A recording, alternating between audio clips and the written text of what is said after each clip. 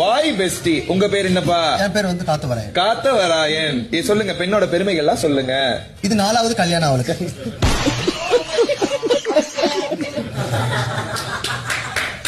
இது மாதிரி நான் வந்து 4 சேனல்ல போய் உட்காந்துட்டேன்.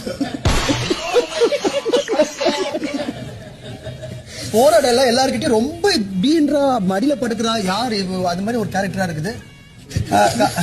இல்ல, அது என்ன சொல்லுவாங்கன்னா, அந்த பெண்களுக்கு வந்து எப்பதான் அவளுக்கு ஒரு ஆறுதல் தேவைப்படுதோ மடியில பத்து அழுத கொடுக்குறே தாய்மனம் கொண்டவர்னு சொல்றாரு. வளர்ந்துருவேன். ஆமா, இப்போ இந்த சேனல் முடிஞ்சோடனே உங்ககிட்ட நெருங்கி பழகுவான். ஜாலியா ஒரு ஜாலியா போகுது காமெடி. நம்ம ஒரு நல்ல கேரக்டர். டிவில இருந்து வெளியே பேசுறீங்கன்னா காதை கடிச்சு விடுவேன். நல்ல கேரக்டர்.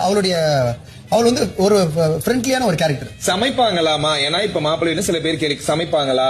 சமைப்பாங்க. வசந்தி அம்மா மாதிரி சமைப்பாங்க.